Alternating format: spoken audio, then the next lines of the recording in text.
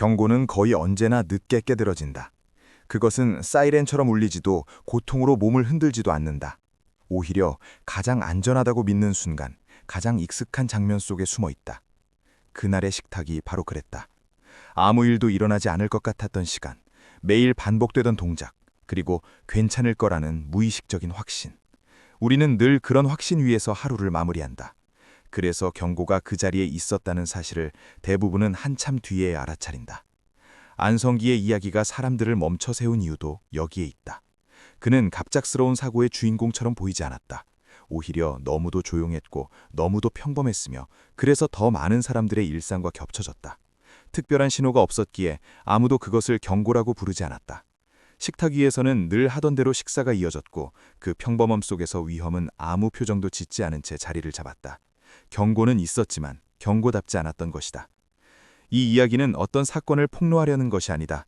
원인을 단정하거나 누군가의 선택을 판단하지도 않는다. 대신 묻는다. 우리는 언제부터 경고를 눈에 띄는 것으로만 정의해왔을까? 왜 아주 작은 변화, 너무 사소해서 설명조차 하지 않는 순간들을 계속 지나쳐왔을까? 몸은 종종 큰 이상보다 먼저 미묘한 어긋남으로 신호를 보낸다. 식사가 조금 느려지고 말이 줄어들고 숨이 잠깐 멈칫하는 순간들. 그 어느 것도 위급하다고 부르기엔 부족하다.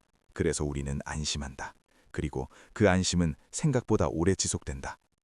그날의 식탁은 그래서 경고였다. 하지만 그 경고는 소리 없이 지나갔고 누구도 그것을 붙잡지 않았다. 이 이야기가 불편한 이유는 비극적이어서가 아니다. 너무 현실적이기 때문이다. 오늘도 누군가는 같은 식탁에 앉아 있고 같은 방식으로 하루를 정리하고 있다. 우리는 여전히 아직은 괜찮다고 믿는다.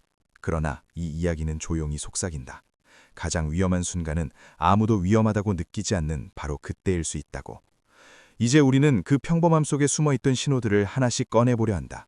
그 신호들이 왜 경고로 불리지 못했는지, 그리고 왜 항상 뒤늦게서야 의미를 갖게 되는지를 말이다. 그날의 식사는 특별할 것이 없었다. 메뉴도 분위기도 시간도 모두 평소와 다르지 않았다. 그래서 아무도 의심하지 않았다. 우리는 늘 위험을 이상한 장면에서 찾으려 한다. 갑작스러운 통증, 분명한 불편함, 눈에 띄는 변화 같은 것들 말이다. 그러나 식탁 위의 위험은 그렇게 드러나지 않는다. 오히려 모든 것이 평소처럼 흘러갈 때 사람들의 경계는 가장 낮아진다. 씹는 속도가 조금 느려져도 대화가 잠시 끊겨도 그것은 피로하거나 기분 탓으로 설명된다. 평범함은 그렇게 모든 신호를 덮어버린다. 여기서 중요한 것은 이상함이 없었다는 사실 자체다. 많은 위험은 바로 이 지점에서 시작된다. 이상함이 없다는 판단은 곧 관찰의 중단으로 이어진다. 우리는 괜찮다고 생각하는 순간부터 더 이상 자세히 보지 않는다.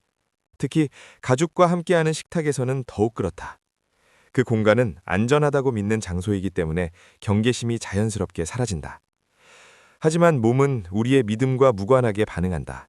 아주 작은 어긋남을 통해 아주 조용한 방식으로 신호를 보낸다. 문제는 그 신호가 너무 작아서 경고라는 이름을 얻지 못한다는 점이다. 이야기는 여기서 불편해진다. 왜냐하면 이 장면은 낯설지 않기 때문이다. 많은 가정에서 비슷한 식사가 반복되고 있고 비슷한 안심이 이어지고 있다. 오늘도 별일 없었지? 라는 말은 하루를 정리하는 가장 흔한 문장이지만 동시에 가장 위험한 문장이 될 수도 있다. 별일이 없었다는 이유로 우리는 더 이상 묻지 않고 더 이상 보지 않는다. 그렇게 평범한 식사는 아무 질문도 받지 않은 채 지나간다. 그리고 그 평범함이야말로 이 이야기에서 가장 먼저 언급되어야 할 신호다. 이제 우리는 그 평범함 아래에 숨겨져 있던 아주 작은 변화들의 시선을 옮기려 한다. 사람들이 흔히 나이 탓으로 넘겨버리는 그 신호들이 무엇이었는지 말이다. 사람들이 가장 쉽게 넘기는 신호는 늘 비슷하다. 너무 작고 너무 흔해서 굳이 이름을 붙이지 않는 변화들이다. 특히 나이가 들수록 이런 변화는 자연스러운 것으로 분류된다. 식사가 조금 느려지는 것, 한두 번 더 물을 찾는 것, 대화 중간에 잠시 멈추는 것. 우리는 이런 장면을 보며 원래 그렇지 라고 말한다. 그리고 그 말 한마디로 관찰은 끝난다. 신호는 그 순간 더 이상 신호가 아니라 단지 나이의 일부로 흡수된다. 식탁에서는 이런 변화가 더 쉽게 묻힌다. 씹는 속도가 느려져도 한 숟가락을 들고 잠시 멈춰도 대화가 끊겨도 누구도 심각하게 생각하지 않는다. 오히려 예의나 배려로 해석되기도 한다. 말수가 줄어든 것을 조용함이라 부르고 숨을 고르는 짧은 순간을 피로로 설명한다. 이 모든 해석은 틀리지 않다. 문제는 이 해석들이 반복되면서 어떤 변화도 질문받지 않게 된다는 데 있다. 신호는 사라지는 것이 아니라 의미를 잃는다. 많은 고령자들에게서 흔히 나타나는 장면들은 그래서 위험하다. 그 자체로는 위급하지 않지만 계속해서 쌓일 경우 경계가 필요해지는 순간들이다. 식사 도중 자주 멈추는 습관, 말할 때 숨이 짧아지는 느낌, 음식물을 삼킬 때 지나치게 조심하는 태도. 어느 하나만 놓고 보면 걱정할 이유가 없다. 하지만 우리는 늘 하나씩만 본다. 연결해서 보지 않는다. 연결되지 않은 신호는 언제나 무해해 보인다. 여기서 가장 중요한 신호는 사실 행동이 아니라 태도다. 불편함을 말하지 않는 태도, 스스로 괜찮다고 넘기는 습관, 주변을 안심시키려는 침묵. 많은 사람들은 고통을 드러내는 대신 감춘다. 특히 가족 앞에서는 더 그렇다. 괜히 걱정을 만들고 싶지 않다는 이유로 작은 불편은 말로 옮겨지지 않는다. 그렇게 신호는 밖으로 나오지 못한 채 안에 머문다. 이 모든 장면이 안성기라는 이름과 겹쳐질 때 사람들은 뒤늦게 질문을 던지게 된다. 그때는 몰랐던 변화들이 있었던 것은 아닐까? 너무 평범해서 아무도 주목하지 않았던 순간들이 경고였던 것은 아닐까? 하지만 이 질문은 특정 인물에게만 향하지 않는다. 우리는 모두 비슷한 장면을 수없이 지나쳐왔다. 식탁에서, 거실에서, 아주 일상적인 순간 속에서 말이다. 그래서 이 부분이 가장 불편하다. 이 신호들은 특별하지 않기 때문에 지금 이 순간에도 어디선가 반복되고 있을 가능성이 크기 때문이다. 이제 우리는 한 가지를 더 들여다봐야 한다. 왜 이런 신호들이 늘 나이 탓이라는 말로 사라지는지, 그리고 그 말이 얼마나 쉽게 우리를 안심시키는지 말이다. 이런 신호들이 반복해서 사라지는 데에는 개인의 무심함만 있는 것이 아니다. 그 뒤에는 가족과 사회가 함께 만들어온 익숙한 구조가 있다. 우리는 가족 앞에서 유난히 조심스러워진다. 괜히 걱정을 만들고 싶지 않아서, 분위기를 깨고 싶지 않아서, 혹은 이미 너무 바쁘다는 것을 알기 때문에 묻지 않는다. 식탁은 대화를 나누는 자리이지 관찰의 자리가 아니라고 믿는다. 그래서 누군가 말수가 줄어들어도 오늘은 피곤한가 보다라고 넘기고 잠시 멈추는 순간이 생겨도 대화의 흐름을 이어가는데 더 신경을 쓴다. 질문은 불편을 만들 수 있지만 침묵은 평온을 유지해주기 때문이다. 사회적 습관도 이 침묵을 강화한다. 우리는 나이가 들수록 불편함이 늘어나는 것을 당연하게 받아들인다. 그 나이면 그럴 수 있지라는 말은 위로처럼 들리지만 동시에 모든 신호를 봉인하는 문장이기도 하다. 이 말이 반복될수록 변화는 더 이상 관찰의 대상이 되지 않는다. 신호는 개인의 문제가 아니라 나이의 문제로 이동하고 그 순간부터 누구도 책임감을 느끼지 않는다. 질문하지 않아도 되는 이유가 생기기 때문이다. 또 하나의 이유는 비교다. 더 심각한 사례들이 늘 존재하기 때문에 지금 눈앞의 변화는 상대적으로 가볍게 느껴진다.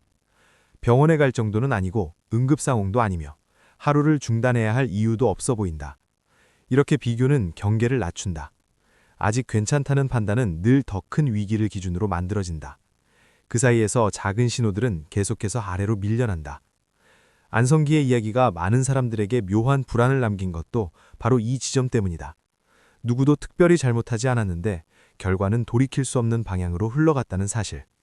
누군가는 질문했을 수도 있고 누군가는 이미 눈치챘을 수도 있다. 하지만 그 모든 가능성은 아직은 괜찮다는 판단 앞에서 멈춰섰다. 이 판단은 늘 선의에서 시작되지만 반복될수록 관성처럼 작동한다. 결국 신호가 사라지는 이유는 단순하다.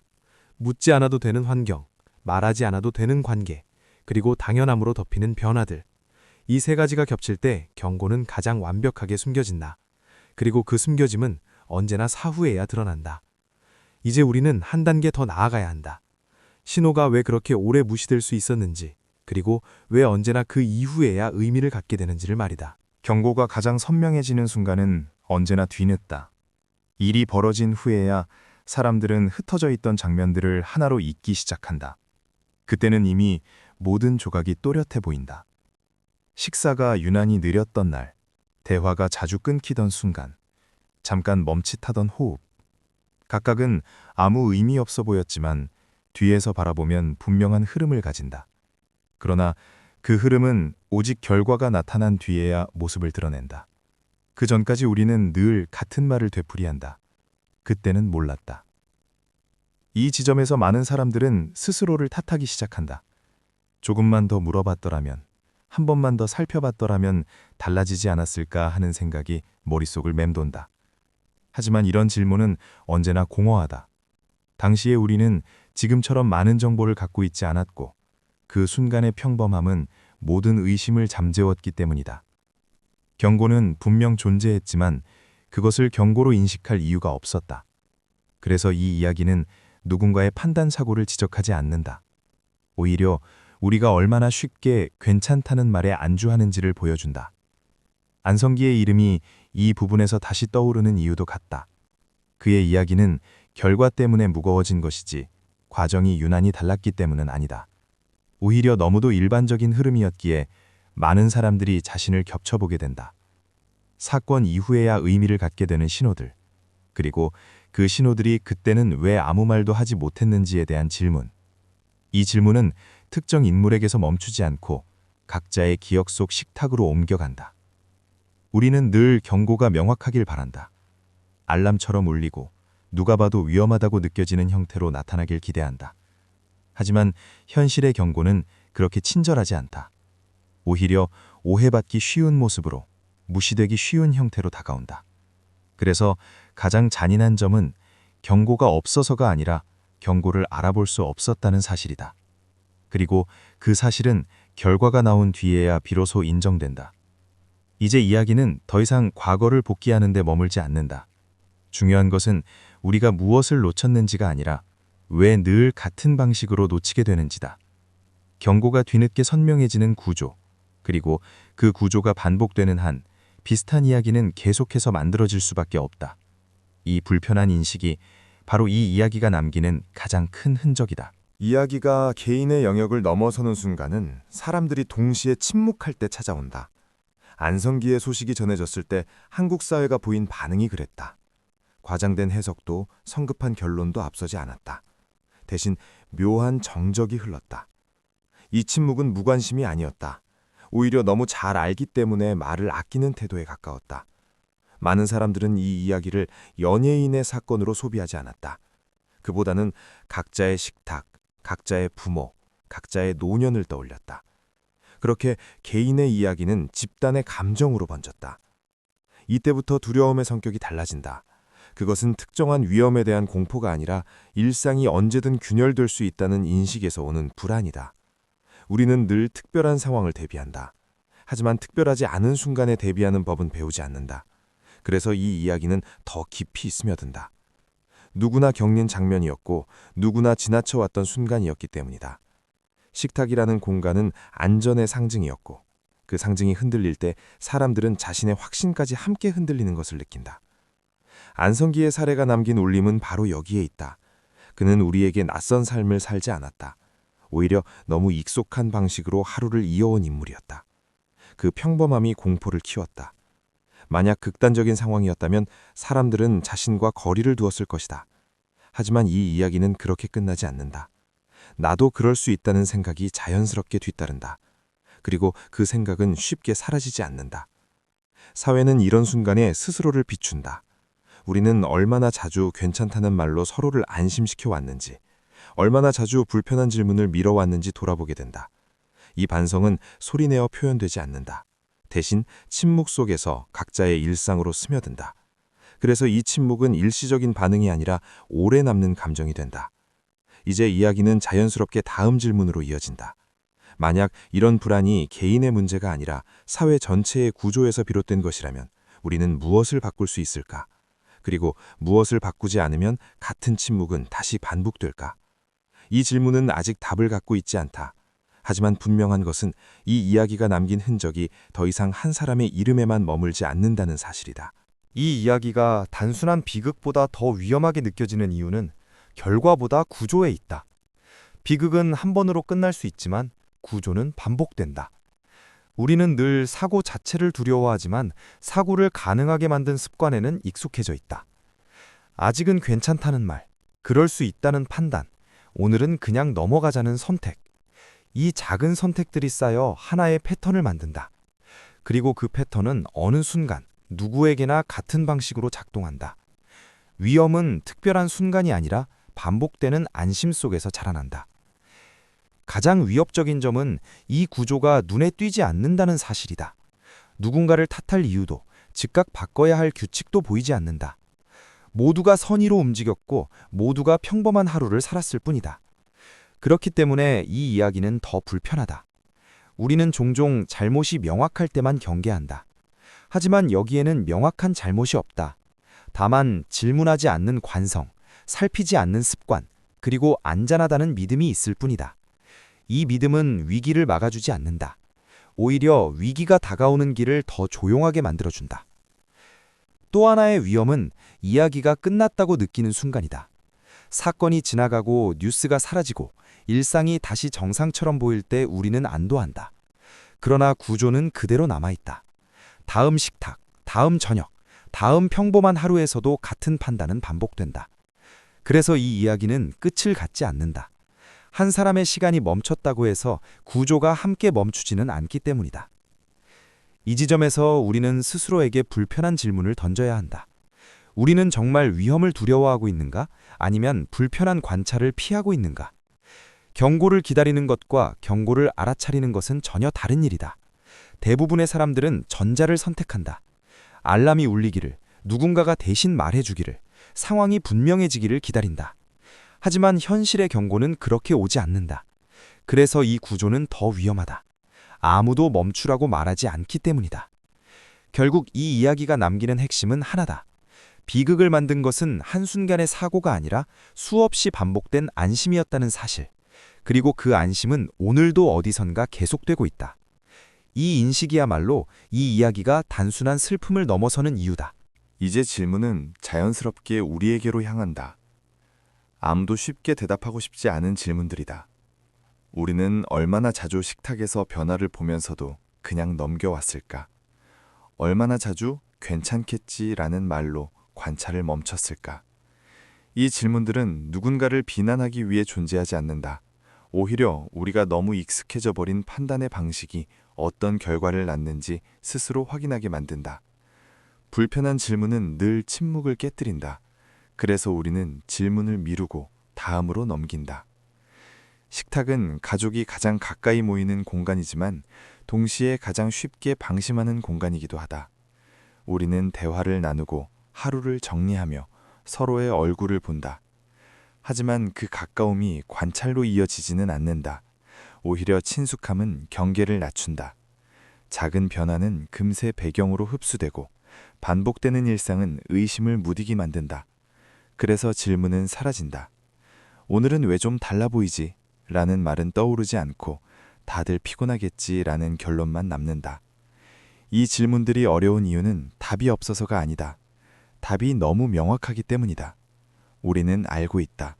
조금 더 살폈어야 했다는 것, 조금 더 물어봤어야 했다는 것, 그리고 그 모든 조금 더가 늘 바쁨과 익숙함 앞에서 밀려났다는 사실을.